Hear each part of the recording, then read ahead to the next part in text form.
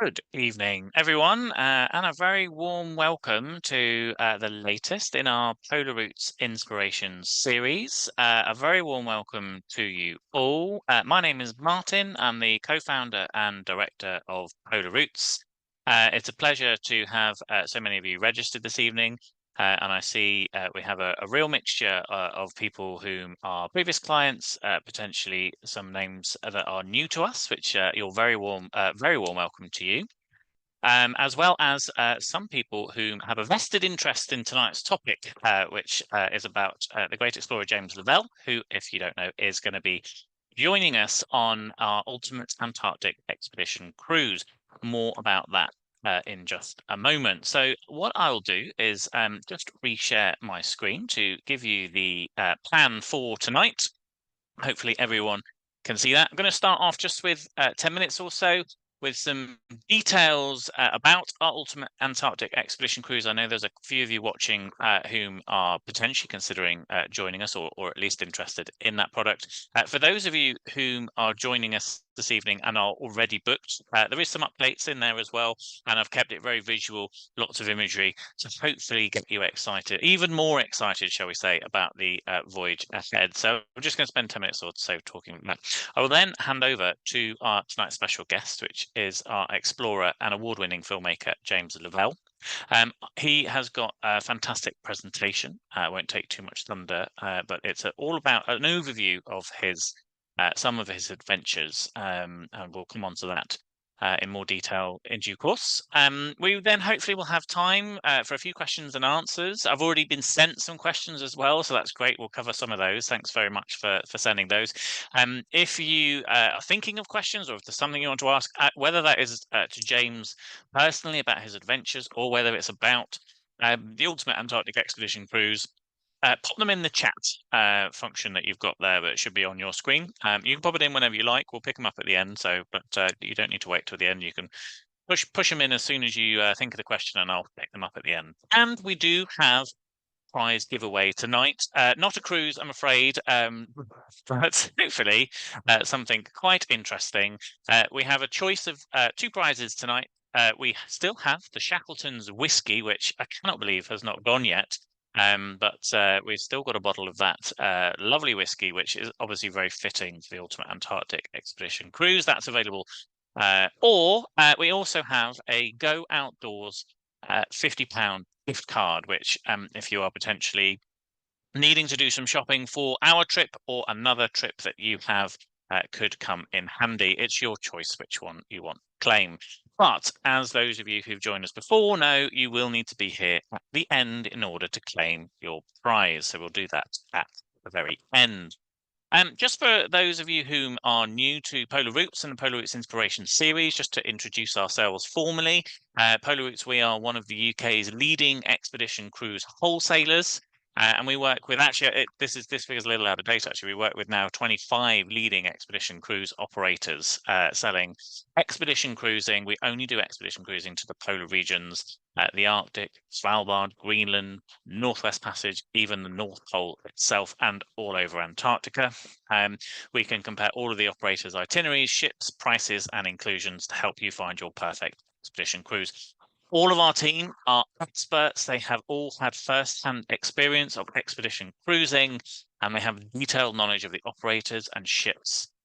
So they really do know their stuff. It's one of the things we absolutely pride ourselves on, and we can package your cruise with flights, transfers, and exciting land packages as well. These are just some of the names that we work with, some names you probably heard of, and maybe some names that you may not, that are perhaps boutique or real specialists in the areas. So that's what we do day in, day out. However, what we have also done, which is what we wanted to talk about in a little bit more detail tonight, is we have created our very own ultimate Antarctic expedition cruise. And this is something that's been well over, in fact, it's been nearly 2 years in the making now.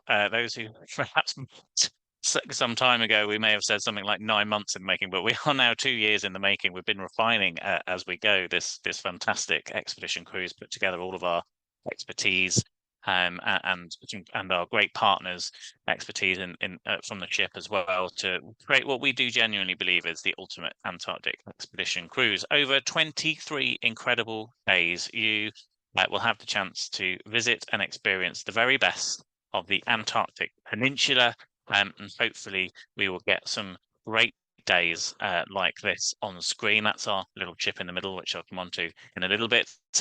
You'll be off the ship in the Antarctic Peninsula, potentially at places like this, looking at amazing glaciers and views and vistas. And of course, hopefully, well, not hopefully, we are definitely going to see plenty of penguins and wildlife, fantastic birds, probably some whales as well, and more.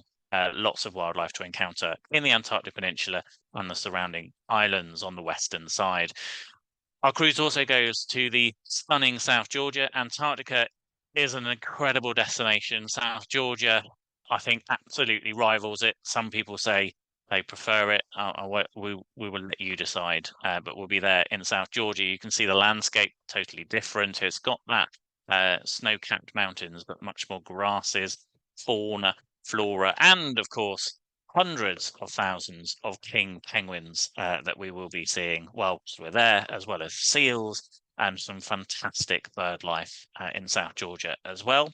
We hope to visit Grytviken. This is Grytviken, the administrative capital of South Georgia, a former whaling station, and most importantly, home to the resting place of the famous explorer Sir Ernest Shackleton, whose story we will be covering via our expert naval historian, Kate Jameson, who actually was on our last Polar Routes Inspiration series.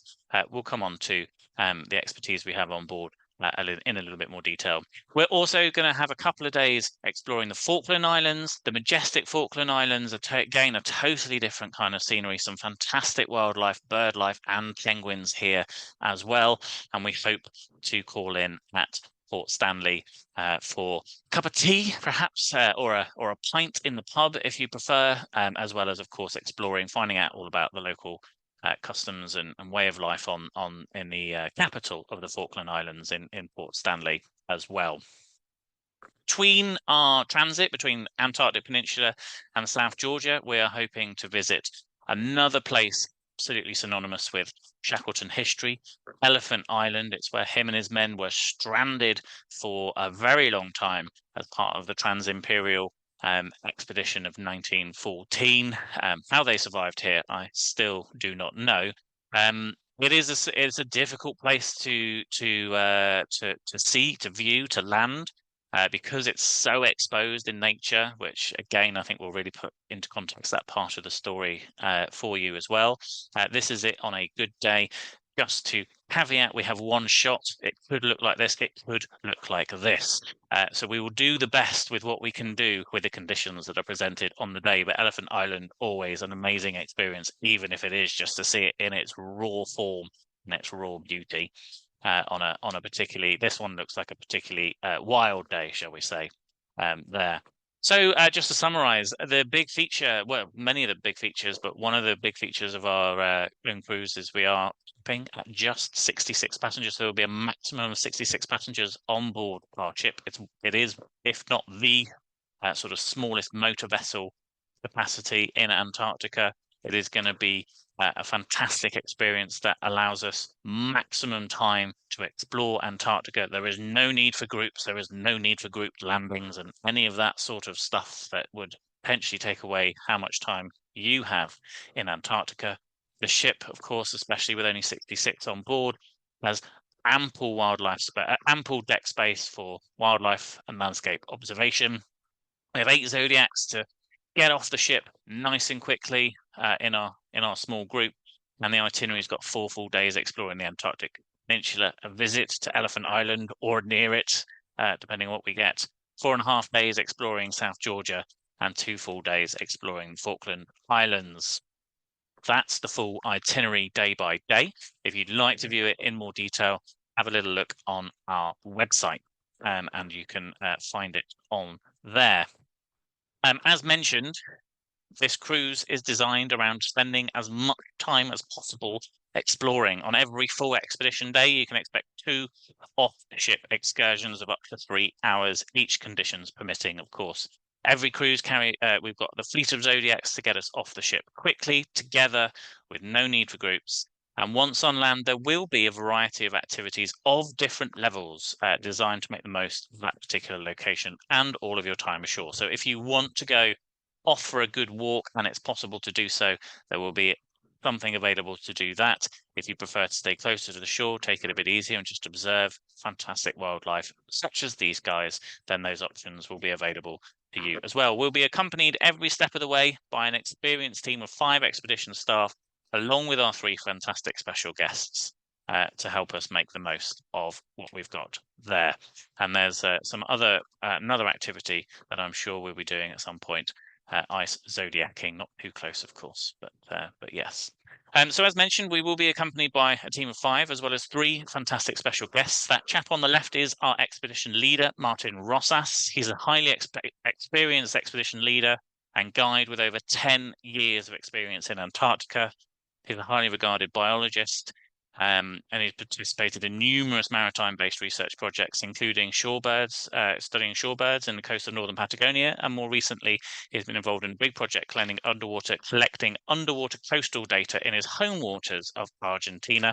Martin has worked aboard the MV Ushuaia for a number of seasons now, so he knows the vessel inside out, and he's going to be there to ensure that we make the very most of our time in Antarctica. The next chap on the left is James Levelle, our award-winning filmmaker and explorer. I won't say too much. I'm sure you're going to find all the information about him in just a moment. The next picture is our naval historian, Kate Jameson, whom I've just noticed obviously goes to the same hat shop as James, judging by those 2 pictures. Kate is a council member for the Society of Nautical Research, the Navy Records Society, and the 1805 Club, and she's a celebrated naval historian.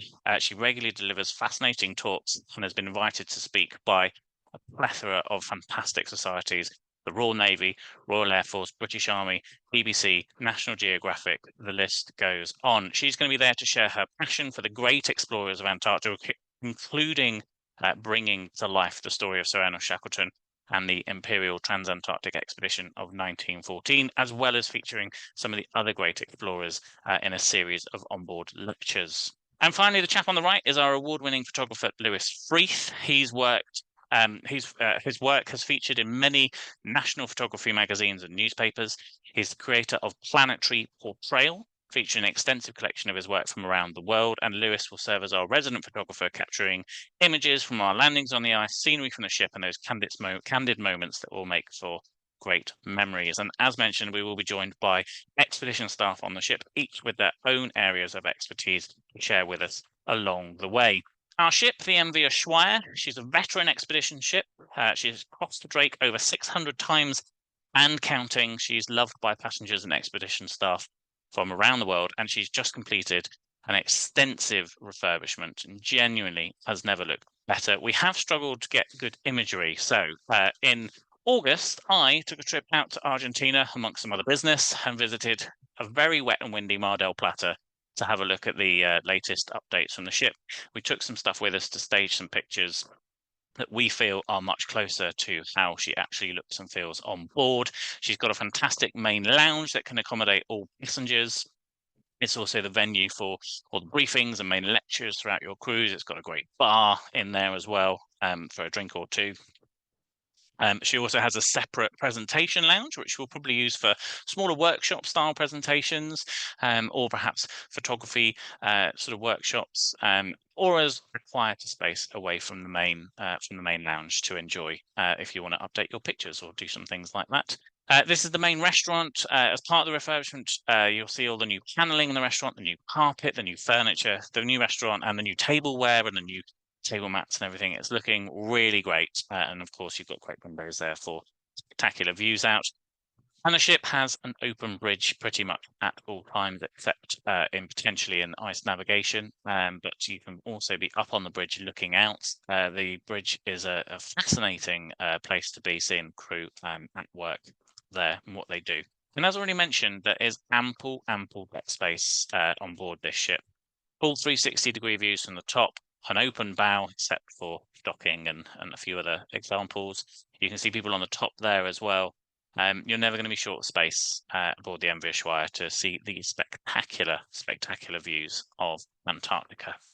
These are some updated cabin pictures. This on the left is our twin bunk or our solo bunk rooms. So we hopefully gives you a much better impression as to what the room is going to look like. This picture on the right is the twin premier category. Unfortunately, when I visited, all the portholes were being sort of mid refurbishment, so I wasn't able to get in. But if you imagine the cabin on the right with a porthole, you've pretty much got one of the porthole categories looks like that, but the twin premier is there on the right. The twin deluxe category is on the left, and the suite, this is one of the pictures of one of the suite lounges on the right hand side. And apologies, I'm going to quickly show this because I know that these people are watching, but these two particular cabin types are both sold out. But this one on the left is the twin deluxe with 2 windows, so it's a very similar category, but you've got a dual aspect window on there. And the one on the right is the captain suite. Both of these categories are sold out, but for those watching that are booked, hopefully a little taster of the cabin on board. We do still have one suite left, a twin suite, which I'll come on to later. If you do book that suite, you also get some additional perks that are listed on the screen now. So some quick updates that were communicated recently, and one extra one as well. These are just little updates.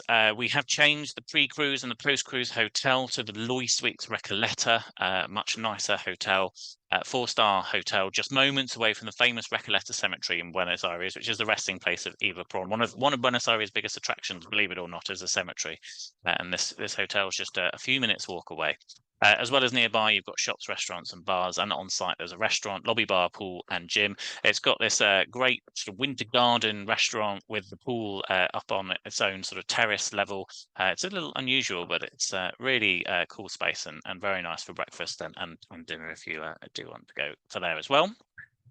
Our pre and post cruise options, just to highlight, we only have 3 rooms remaining on the pre-cruise package and 2 rooms remaining in our allocation on the post-cruise package. So I know a couple of you are still considering whether to join or not join the pre and post-cruise, but if I could encourage you to contact your travel specialist as soon as possible if you do want to add on. Once our allocation of rooms has gone, then basically we'll be down to the availability of the hotel, which is likely to be at a higher price. So just a few rooms are on there. And we have made a slight tweak on the pre-cruise package. We had a Malbec tasting that we were just going to do locally to the hotel before we headed off to the tango show, but we've decided to now do that at a venue next door to the La Ventana Tango show called Cava de Vinos, and it's a stunning room that looks like this on the screen. And I think it's going to be a really great way to get started, everyone to meet each other, and in a fun and informal environment, and of course taste some wonderful Malbecs or some alternatives if you need. But that's a little update just there on that one. And finally, the last update is about the connectivity on board. There will be some people that probably won't want this connectivity, and there is an argument should we have it, but alas, we are in 2024, and the MV Ushuaia has installed Starlink, which is Elon Musk's sort of satellite Wi-Fi. It is as good as it gets in Antarctica. It's still caveated that it can go down from time to time in inclement weather and in certain situations, but basically it's the best that's available in the market. And we have had now the packages through, which I think are very reasonable. It's a credit that you purchase. You can use it across 2 devices, and the credit and it lasts for as long as that data until you use that data. And the prices are on screen now.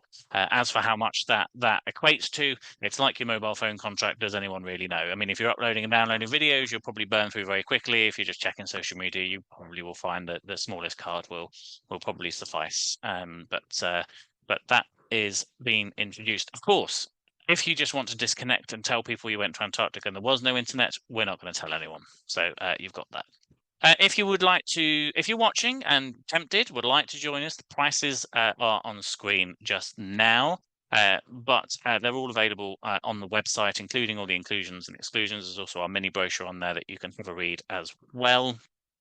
We do have some special offers, so there is still £1,000 off the twin bunk cabins, £500 off selected other cabin types, and we have a couple of solo bunk cabins left for just £17,999. We've got one female. We do have genuinely very limited space, which is great. So we've got a great group coming together now really nicely. We've got one female space remaining in the triple cabin.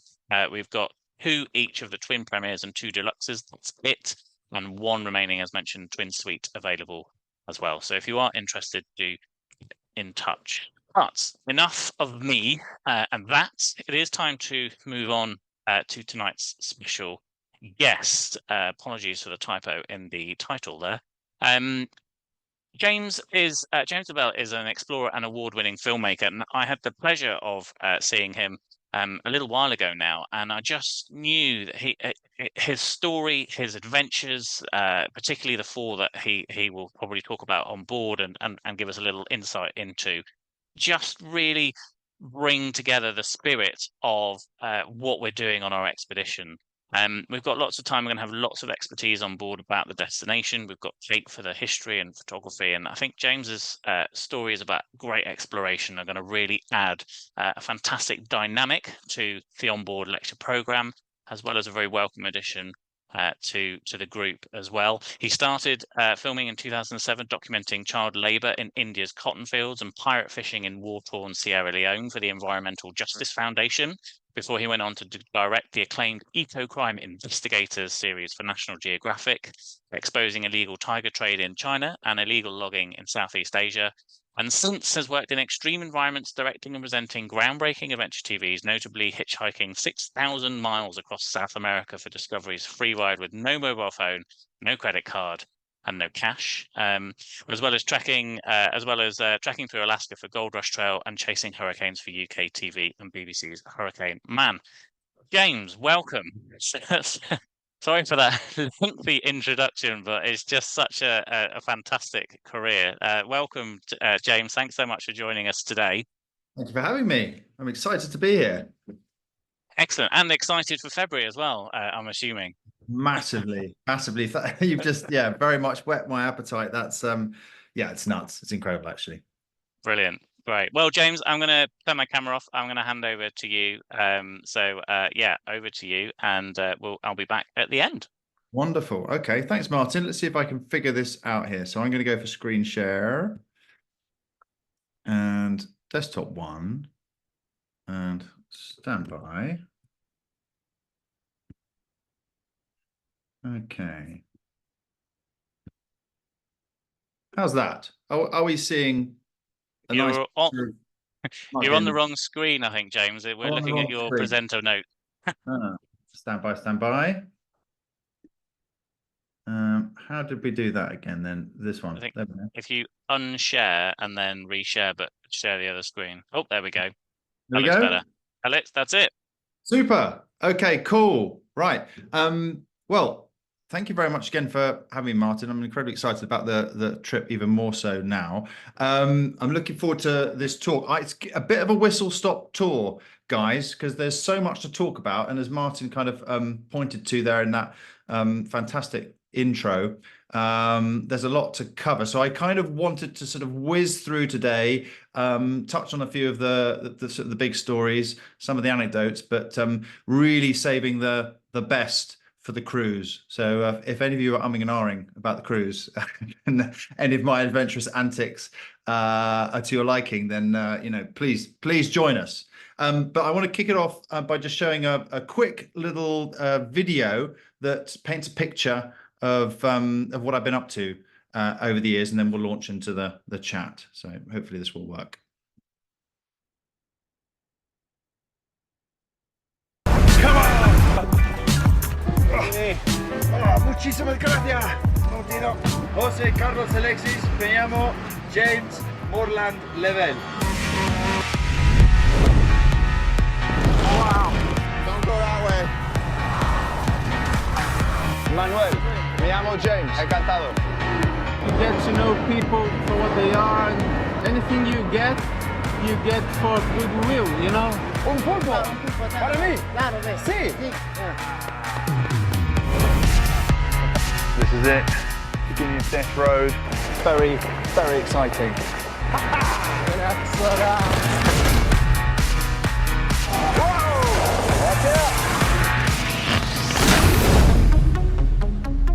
When when you're traveling without money, you survive thanks to other people. La playa. Gracias por un viaje extraordinario. After thousands of miles of travel across South America, I've finally made it. And it's bloody amazing. The Pacific Ocean.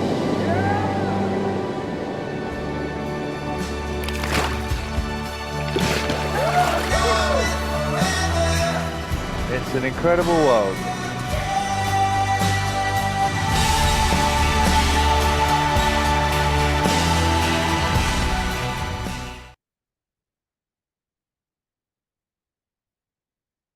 Okie dokie. So that's me. This is me. I'm a British filmmaker and adventurer. And as you've sort of got a glimpse of there, I've been lucky enough to have worked in some of the wildest and most challenging and often super remote places on the planet. I've actually spent a lot of time up in the frozen north. So this is a photo of me in Siberia. I've spent a lot of time in Alaska, which I absolutely love, and also Canada's far north, the Yukon Territory. But I've never ventured to the frozen south. I've been incredibly lucky to travel a lot, and so actually one of the questions I'm most often asked is where haven't I been? I'm delighted to say in this case I've not been to Antarctica, so I'm really excited. I will finally be heading to the frozen south with a bunch of you good folk as well on this amazing ultimate Antarctic expedition. And it's, yeah, I mean, my mind is slightly blown by the magnitude of what we're able to go do, because this really is the last great wilderness on the planet at the southern end of the world. And of course, we will be in our way following in the footsteps of some of the world's greatest explorers too, Scott Shackleton and Ranulph Fiennes, Sir Ranulph Fiennes. What I can say is that my adventures to wild places in the past have been transformational. So I know from my own experiences that the wilderness has extraordinary power, because it not only beautifully demonstrates our vital bond with nature, but it also reawakens the sort of deeper, wilder part of ourselves, which, I hope, certainly is the case for me, inspires us to live more in tune with the natural world and each other. So, as I mentioned today, I want to introduce a series of adventures from my travels around the world. And for those of you that will be joining the expedition, I will go into much meatier detail. So as I said, this is a bit of a whistle stop, but to give you an idea, a quick overview, I've been on special missions to capture pirates, undercover sting operations, survival shows, real life Indiana Jones archaeological adventures, a 6,000-mile money-free road trip, and that's just to name a few. So to succeed on these filmmaking adventures, I've really had to push the boundaries of what I thought I was capable of, and in some cases, what's even considered possible. And connecting all of these adventures is my relentless pursuit of stories that have the power to make a positive impact in the world and push the boundaries of human potential. In so doing, it probably won't surprise you to hear that these adventures have completely transformed, one journey at a time, my understanding of the world, and the knowledge and hopefully wisdom that I've gained from these journeys has really opened my eyes to different ways of seeing. And I think that being able to look at things from a different perspective is incredibly helpful, because depending on where you're standing, things can look very different indeed. This is, as you will have clocked, I'm sure, what the world looks like when you put Antarctica in the middle. It's weird, but it's pretty cool. So in a way, whilst the objectives of my journeys, the filmmaking missions over the years have differed, one outcome has repeated each time, and that's been that the world as I knew it has ended. And so for this talk, I've split my adventurous filmmaking journey, my various journeys, if you like, to the end of the world into 4 chapters. Chapter 1, first of these, crimes against nature. So this, in this, have my my origins as a filmmaker and the Eco Crime Investigator series that Martin so kindly mentioned.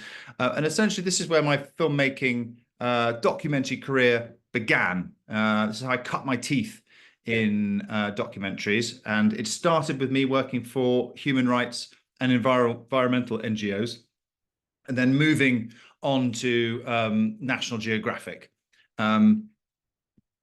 The first photo here is where it all began, essentially. My very first filmmaking expedition, and that was for a human rights and environmental NGO called the Environmental Justice Foundation. The destination was India, and I was a part of a 2-man team with my now very, very dear friend Duncan as this sort of investigator campaigner, and myself, the filmmaker. And the focus of our story was, as you can see in that lady's hand, cotton or white gold. Now, as I mentioned, this was my very first documentary trip, and I'd never been to India, and you can imagine my excitement. And so when I was sharing the news with friends and family, the reactions that came back were mutual excitement and sort of the thrill of the fact that I would be going to India, this beautiful place with incredible spices and colors and faces and spirituality and nature and just general gorgeousness. I did know that we were going there to investigate something not very nice. But my experience of India couldn't have been anything further from that kind of classic experience. We were there to document and expose child labor in the cotton industry. And ultimately, what we quickly began to bring to light was an incredibly insidious network of organized crime, trafficking young children across the continent, deadly pesticides that are banned in Europe and the US, but still being sold in the Indian subcontinent, abuse, and in some cases even murder. So it was pretty risky business. And the way in which we operated was that we needed, of course, those there managing the cotton fields to give us consent to film. And that wasn't too tricky in India generally, because they go absolutely nuts for anyone who's got a camera. I think it's the whole Bollywood sort of culture, and they all get incredibly excited.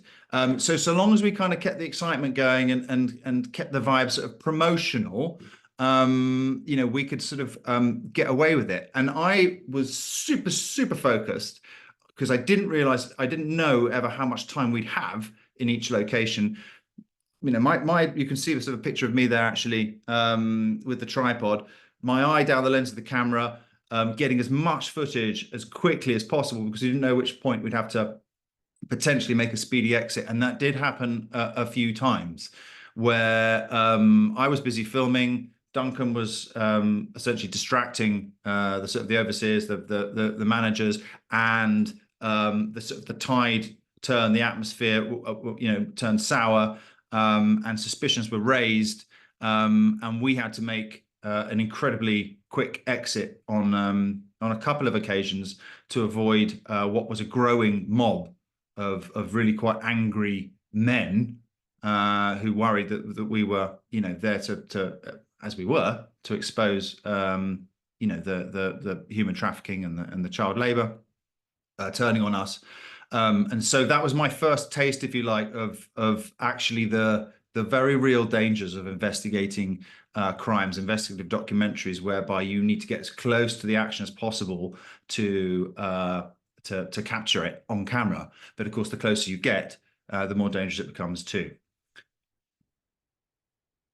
So on that trip, it was also incredibly enlightening for me, getting to experience local life. We spent a lot of time with the local communities there, and despite the poverty and despite the suffering, the resilience and the stoicism and often actually the humor in the face of awful things, the worst things I'd ever seen, was mind-boggling.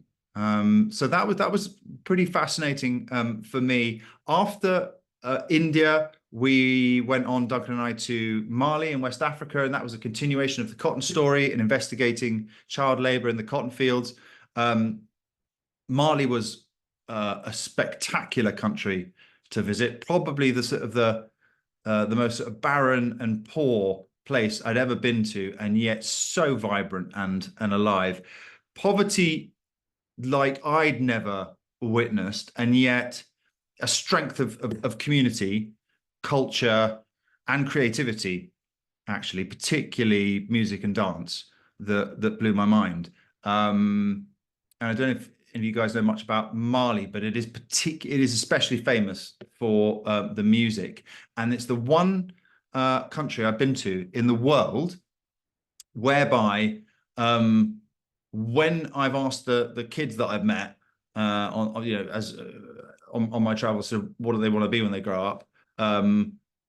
Ordinarily, everywhere on the planet, they usually say, I want to be a footballer. And they're probably wearing, you know, a famous footballer's shirt from Man United, Liverpool, or Real Madrid, or whatever. In Mali, the answer was musician. They all wanted to grow up and be musicians. It's absolutely extraordinary. After the cotton, we were sent out into the high seas, and this was the pirate fishing. EJF, the Environmental Justice Foundation, had a campaign to expose illegal pirate fishing, and so Duncan and myself were sent to a particular hotspot, war-torn Sierra Leone, to essentially capture the evidence of this disastrous illegal activity on camera for the first time. No one had done it. It was super thrilling, super fun, super dangerous. That's a picture of me with my yellow t-shirt in a tiny inshore skiff out at sea with only 3 Sierra Leonean maritime wing chaps with 2 rusty AK-47s bouncing around in the bottom of the boat with the safety catches off. We had to actually, you know, show them how to put the safety catches on, going up against massive rust bucket trawlers like that. We did actually, without going into the details now, manage to arrest that trawler. We boarded the ship. And we escorted it back to the capital of Freetown. But the experience on that expedition of life at sea, just the lawlessness, the Wild West mentality on the high seas, you know, witnessing actually as well modern slavery for the first time. Most of the crew on the boat not able to leave, compelled to work, passports confiscated, etc. But we made a fantastic film. We got the evidence, and Duncan used it in a meeting with the top brass of the Sierra Leonean government, who for years had not been taking the problem of pirate fishing in their country seriously. And once again, you know, he sat with them and he told them what was going on, and they all sort of like, you know, yesed and ummed and whatever, and probably a couple sort of snoozed. He then showed them our film, and they lost it. They were so appalled to see what was happening to their coastline and to their people that actually it completely changed the game at that period. And for the first time, initiated action and support to help the Sierra Leonean government counter this threat. So I in that very sort of pivotal point experienced the power of film to positively impact and create change. And I suppose from that point on, I was hooked by its potential and wanted to pursue it. as best I could. So my work in the NGO world, charities, was really cluing me up to all sorts of fascinating, important, and troubling issues, and also giving me great access to some really important stories. So I got a call from National Geographic, which is great. That's exactly who you want to be calling you when you're a young aspiring filmmaker. I was over the moon, and went to lunch with a producer who asked me what did I know about the illegal trade in tiger skins and bones. I actually knew quite a lot because of the world in which I was operating. And so they asked me whether I wanted to direct this first pilot of a series, this eco-crime investigator series, and the pilot was about the tiger trade. So we followed this story ultimately of wild tigers, the last few remaining wild tigers in India that were being poached, and then their skins and bones were being smuggled up across the Himalayas, through Tibet and into China. Now I'd had experience of sort of investigative documentaries in the NGO world, but this was another level of organized crime. We headed deep into the jungle and teamed up with a super brave anti-poaching ranger units, who we followed in the hope that we might actually be with them when they caught a poacher. We spent the day searching the forest for poachers, their traps, and tigers, of course, as well, which are incredibly elusive and you're never guaranteed to see them. We had a really unsuccessful day, not unusual, and so we, deep there in the forest, started to head home. Sun was going down.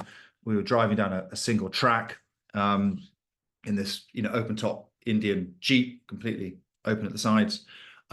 We turned a sharp corner in the forest, flanking us either side, and boom, wallop, an absolutely massive male tiger heading straight for us. You can see in that photo, I hope, the car's front bonnet, the engine hood there in the foreframe. It was right in front of us. At shoulder height, I think it was almost 4 feet high. It locked eyes with me. I was sat in the front of shotgun passenger seat, and it just kept coming. It was completely electric. Time froze. The driver, fortunately, was a lot more switched on than I was, and very deftly put the gears into reverse, and slowly, steadily started backing up. But my hairs were standing on end, and we were sort of on this standoff as the tiger kept coming towards us. And we kept backing away until eventually the tiger stepped off the road and disappeared into the forest. From that moment on, we sort of went on to expose the criminals behind the actual trade, the trafficking of the skins and bones. But this moment, this encounter with a wild tiger, is and remains etched in my memory forever. It's one of the most, if not the most, extraordinary wild animal encounter in my life, and a constant and unforgettable reminder of the preciousness of the natural world and why we need to respect it and play our part in protecting it. So, as you will now be well aware, making this series was a seriously dangerous business. We went on then to expose an attempt in Iceland, in one of the following shows, to relaunch industrial whaling, which is, crazy. And then perhaps the riskiest in the series was an investigation to expose the illegal logging syndicates in Southeast Asia. And I think I can show you now just a quick clip. It's the intro to the show. I know we're pressed for time, but it's pretty dramatic.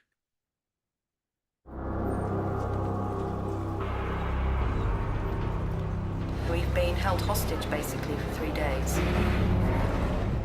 Investigating organized crime is life-threatening work. Kemudian nih tangan ini putus total.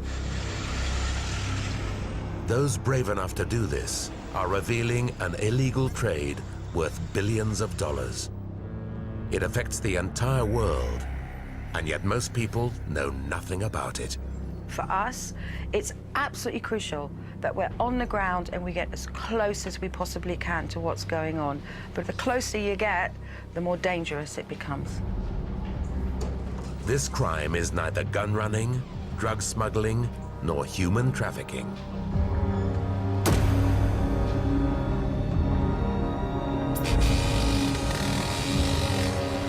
This is the illegal timber trade.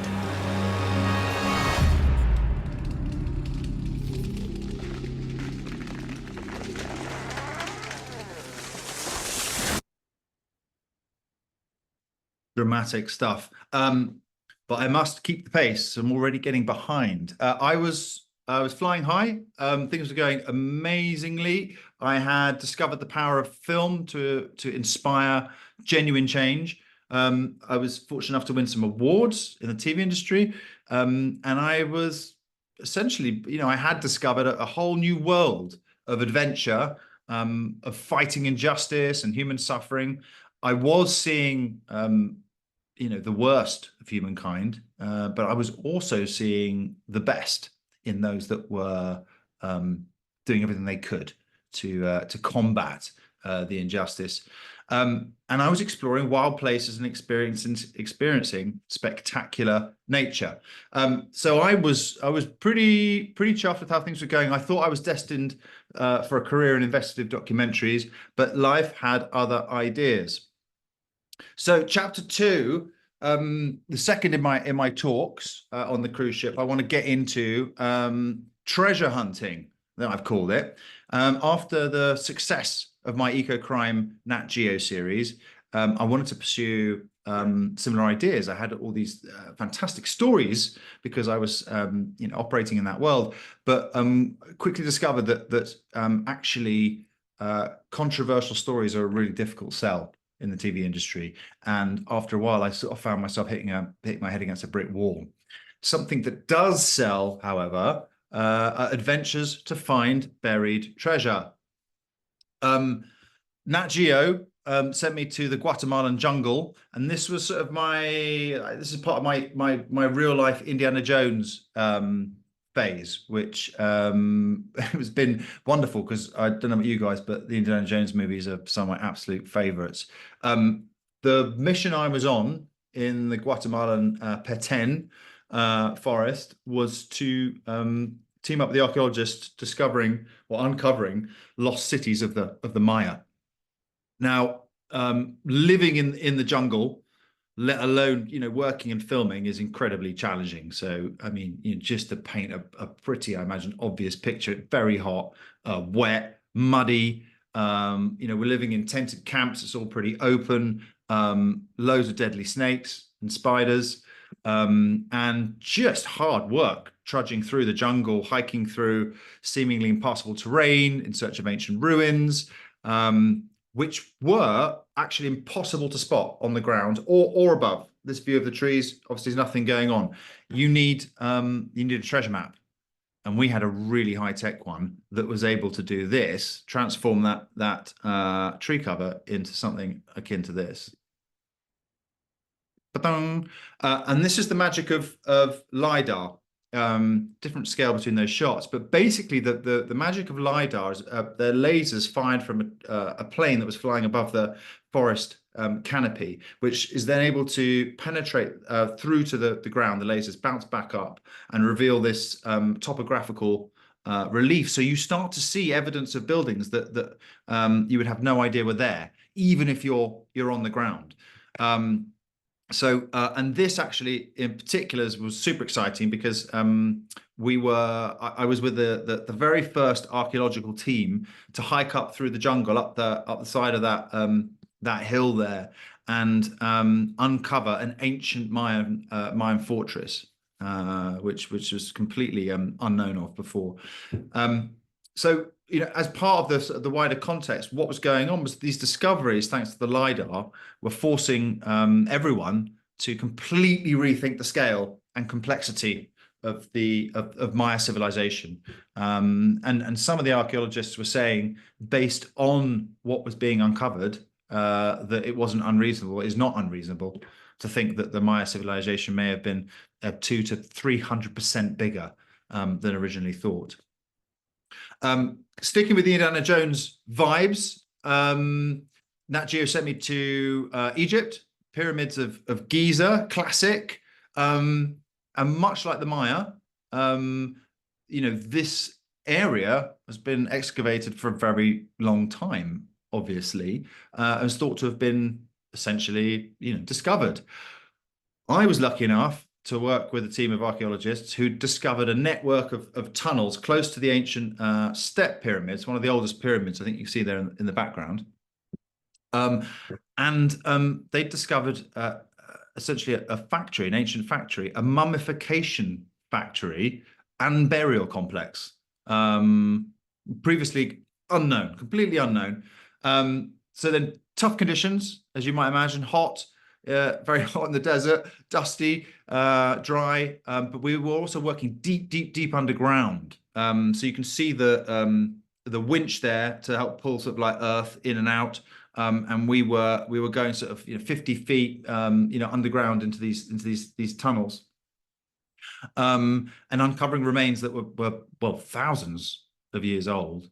The most exciting of which, certainly for me, was an ancient sarcophagus of a mummy that was more than 2,600 years old, and I got to have a real Indiana Jones moment, proper Indiana Jones moment, because I was there the very moment that we rolled back the lid, the huge stone lid of the sarcophagus to reveal the mummy's face for the first time, which was crazy, absolutely amazing. My imagination was running riot, conceiving all sorts of sort of ghosts and ghouls that might come flying out, but actually in the end it was a little less dramatic, but no less cool and fascinating and extraordinary to witness that for the first time. Now, hunting for archaeological treasures is one thing. Actual treasure, so gold mining in this sense, is of course another. Discovery Channel asked me to go and direct their hugely popular show, Gold Rush, which, to be honest, at first I wasn't that keen, but I'd learned not to sort of shut doors, and I kept an open mind, and soon I actually realized that it was a really amazing opportunity. I was looking at a year, if not longer, in Alaska and the Yukon Territory. I was going to be tapping into the history of the totally extraordinary Klondike Gold Rush, the last great gold rush, and in that sense, really sort of immerse myself in sort of the ultimate adventure heritage. I was also going to be working with and filming some really wonderful characters. The Schnabel family, young Parker, who was, I think, 19 at the time, and his grandpa, John, and share their story, their relationship of grandfather and grandson, and this incredibly adventurous profession in a wonderfully wild place. So that's me and Parker and his little pup at the time, Dozer, on his gold mining site. And I was lucky enough to really plug into Parker's journey at a pivotal time.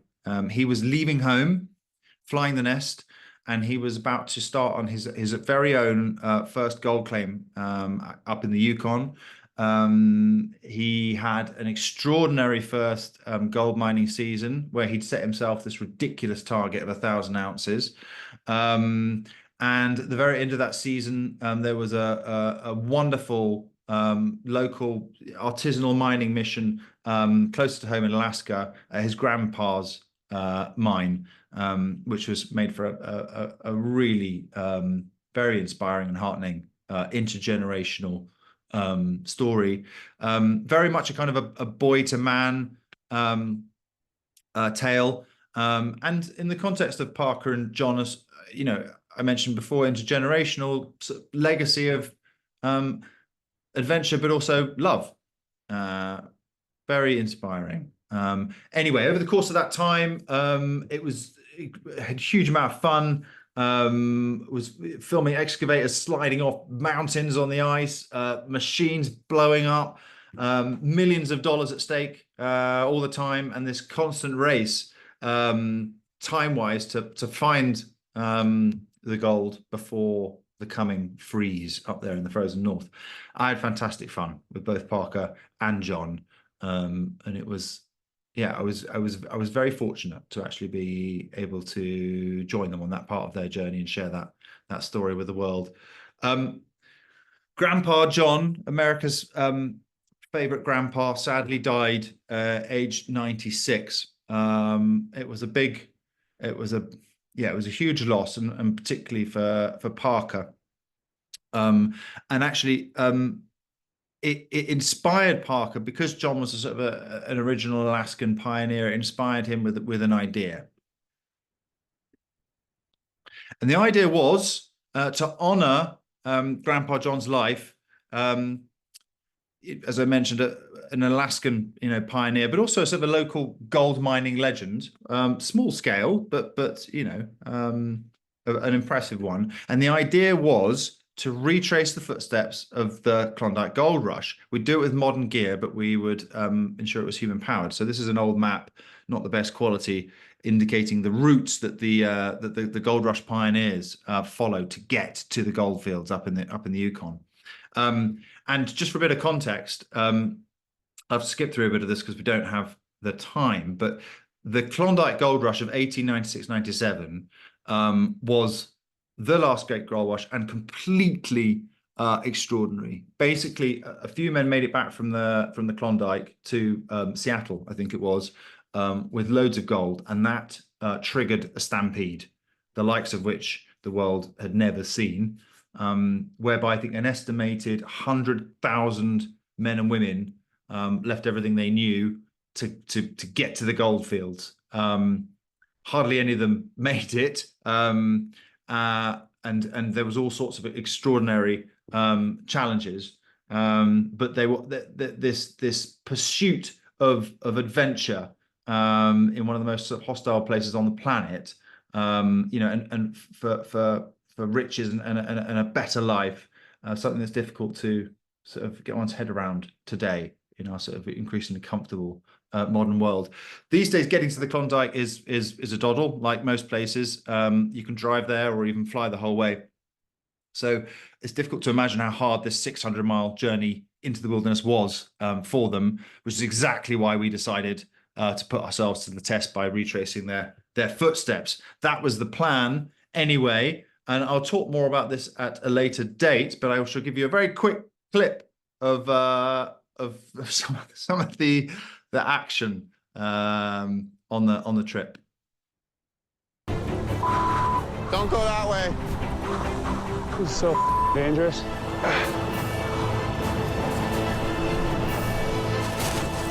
James, look out! Parker Schnabel and his friends are 2 days into a 600-mile trek. Are you okay? But filmmaker James just collapsed on the most dangerous part of the climb. The golden stairs.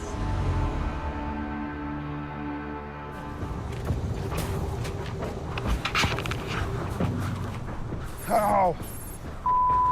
In these conditions, frostbite can set in within 2 hours. Push hard, boys. If the snowstorm gets any worse, they could be trapped on the mountain. Oh boy. Oh.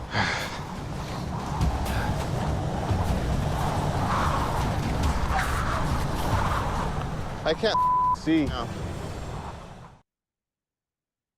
There you go. There's a little teaser.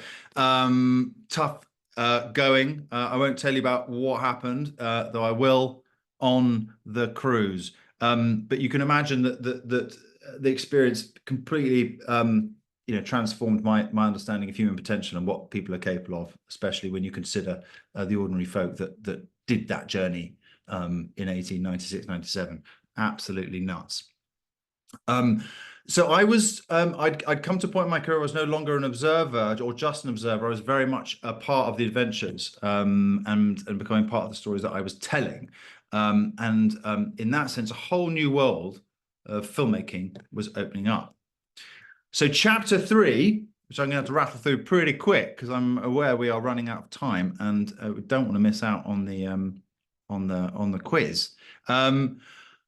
You know, I've been working in some pretty wild and remote places, and I was super experienced at performing, you know, well in really challenging conditions. That made me a natural fit for survival shows. And I've done a few over the years, but the first of these I did with a lovely chap called Ed Stafford. And I was sent up to the frozen north with Ed, an explorer and adventurer who's most famous for having walked the Amazon. And we were making a show called Into the Unknown, which is all about getting ground truth on unexplained phenomena from satellite photos. And this in this episode, we were on our way to find a mysterious crater in Siberia, the Potomsky crater. So I was with Ed. It was just the two of us, joined at the hip, filming with him, and Ed was also filming himself. It was an amazing trip from the UK all the way to the deepest, darkest depths of the Siberian tundra, it was, well, an incredibly immersive experience with, you know, with local people doing all sorts of amazing things that I can't go into now. Ice fishing, you know, moonshine kind of brewing, and my absolute favorite, target practice with an AK-47. We met the Evenki tribesfolk and their reindeer. And Ed went on a solo expedition to find the crater at the end there, managed to get frostbite, and those survived and made it back in one piece. Discovery Channel loved the show, and then I got a call from them asking me to go and meet an American eco-adventurer, I should say, because Ed's not an eco-adventurer, called Rob Greenfield. This is Rob Greenfield here. He's not that small, though. Actually, during the course of our adventure together, sometimes I wish he might have been. I barely knew the guy, which is why I was originally sent out to meet him for a chemistry test, which was filmed, me meeting Rob. Discovery Channel came back, said, we love Rob, we also love you, and we want you to be in the show. So this was a sort of a full kind of like, right, you're gonna do this together. You're going to go on a low impact eco adventure, just the two of us. And that adventure was Free Ride, an epic overland 6,000 mile cash free. And I really mean cash free. So no cash, no credit card, no mobile phone, nothing, no support, no production assistance across the continent, from Brazil down into Argentina and then all the way up to Colombia. So you can imagine I was a bit bamboozled. I was very up for the challenge, but I was a little bamboozled as to how we were going to do it, which of course I did ask, to which the reply was, well, we hope that's what you're going to figure out, James. So off we went on essentially the biggest filmmaking and survival challenge of my entire life. I had what survival gear I needed in terms of basic kind of kit and film setup, and off we went. And here is a quick little teaser of the show. What happens if you try and go around the world without money? British filmmaker James Levelle is teaming up with Rob Greenfield for the ride of his life. It's going to be the biggest adventure of my entire life. Living and filming with no money, it's going to be a massive challenge. But can they make it across South America? We're going to have problems. I'm just going to walk away from you and spend the day on my own. Free Ride starts Wednesday, 18th of May, brand new only on Discovery. Oh, good memories. How did we survive? I won't go into too many details now because there were lots of ingenious ways we did that. Dumpster diving that you can see there was not one of them. That was one of Rob's favorite tactics in America, but you don't want to be diving in dumpsters in South America. People don't waste food, don't waste good food there. And so we had to come up with other tactics. Marketplaces were an absolute winner. When arriving in a town after sort of hitchhiking, we'd ask if there were old veg that the market sellers couldn't get rid of, couldn't sell, or wonky sort of produce, and that usually meant we could actually get quite a bit of food to survive off that ordinarily would have gone to waste. So that was brilliant. The other trick that we sort of just about got us by was to, though much less successful, was eating other people's leftovers in restaurants. I can't see your faces, but if you're cringing, you're completely legitimate. It was really embarrassing at first, but I tell you what, after a couple of weeks of a rumbling tummy, I didn't care. But it was a great idea, but it hardly ever worked, because actually the restaurant owners would just take one look at us and make us sit down, and despite our pleas, to sort of reduce food waste and we're happy with this, they would insist that we sat down at a table and they'd serve us their best dish of the day. It was extraordinary. When you're hitchhiking, you can't always find food markets or restaurants, and so sometimes we did find ourselves miles from anywhere, and that did mean foraging. And at one point, I did experience the classic in the jungle and eat a wriggling bug, which I have some fantastic footage of that I will share during the cruise. So it was a seriously challenging trip.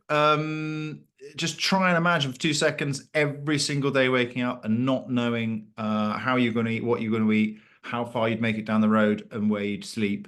It was relentless. We took all different types of transport. We slept in some absolutely disgusting places, as well as some magical ones.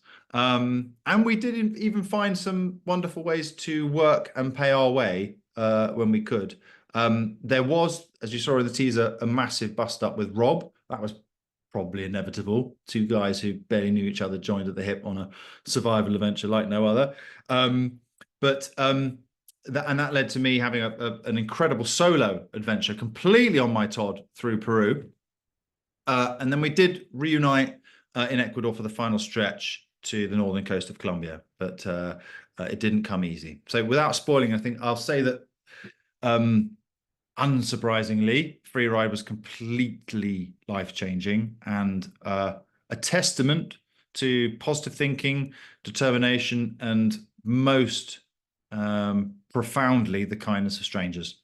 Whilst earlier in my career I'd seen some pretty appalling human behavior, this trip opened my eyes to a whole new world of human kindness and has given me an indestructible faith in humanity. South America had well and truly stolen my heart. Little did I know it would do it again. Chapter 4 will be the fourth in the series of lectures I want to talk about, New Purpose. So I had traveled 6,000 miles around South America without any money. I'd retraced the footsteps of the last great gold rush, as you've seen and heard. Risky journeys, to be sure, in their own right. But now my on-camera venturing was about to head in a deadly new direction. Hurricane chasing. It's a really bad idea, but does make great television. It was a series for the BBC and UK TV. Hurricanes are the most powerful storms on the planet. One big hurricane can unleash as much energy as 10,000 nuclear bombs. And it was my job to find the people that were trapped in the storm's path and tell their story. That was great fun until it wasn't. And that moment came in Florida for Hurricane Michael. And I won't go into the full terrifying details during this talk, but I will say that things went horribly, horribly wrong. And I ended up the closest to death I've ever come, without shelter, desperately trying to find somewhere to hunker down. I did eventually find a place to hunker down, and I will tell the full terrifying story on the cruise. But the building that I was sheltering in didn't fare so well. That largely collapsed. it was Hurricane Michael, the third most intense hurricane to ever hit the US, and the aftermath was apocalyptic, and it completely rattled me.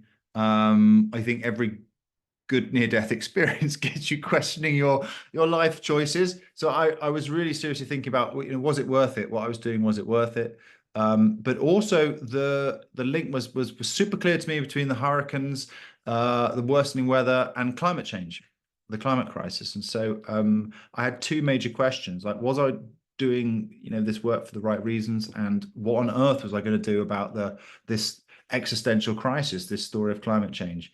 And not long after coming home, I had my light bulb moment, which is these guys, these legends, the next generation, taken to the streets as part of the youth climate movement, end of 2018, beginning of 2019. Hundreds of young people taken to the streets to make their voices heard in the climate debate. And this was the inspiration that I needed. I thought, this is fantastic. This is something I can get behind. So I quickly had an idea as to what to do. I thought I will go on a global adventure to collect as many climate messages from the young people I met along the way as I could, and then I would, through the power of film, help amplify their voices by delivering those climate messages to the United Nations Climate Conference in Chile. And my challenge, every good adventure needs a challenge, was to get there fossil fuel free. And I called this adventure Race for the Future. I sailed across the English Channel, narrowly dodging shipping tankers and thick fog. That was a bit of a boo-boo, but got through it. I cycled through France and Spain, and also jumped on and off electric trains to speed my way, because I was really up against it time-wise. This is a picture of me pushing my bike, which weighed, I think, at least 40 kilograms with all the panniers on as well, up a mountain path in the Pyrenees after I took a wrong turn. That was an interesting episode. I sailed across the Atlantic Ocean on a 100-year-old tall ship, which was absolutely extraordinary, over 55 days at sea. And 2 weeks before making landfall in South America, I received a message on my satellite messenger, because you've got no cell phone out in the middle of the Atlantic, I'll tell you that. Rather nice. No Starlink for us, sadly. Not as snazzy as the Ushuaia. The message read, don't panic. Terrible way to start a message. Don't panic. But the United Nations Climate Conference you're traveling over 9,000 miles, I think it was actually, to get to, has been cancelled in Santiago and moved to Madrid. Absolute bombshell. I now faced essentially mission impossible. What would I do when I got to South America? Would I continue the journey and deliver on my promise to record and document the messages from the young people in South America, but not get to the UN, or try and get back to the UN, but then break my promise to the South American youngsters? It was completely, seemingly impossible. What I will say is, despite things going catastrophically wrong like that, my journey concluded more spectacularly right than I could ever have planned. And I've got a very quick little teaser for you now, 20 seconds. I'm explorer James Levelle. I'm going to race from the UK to Chile, fossil fuel free. On my travels, I've seen a planet in ecological meltdown. It's our duty to protect our Earth. There's no planet B.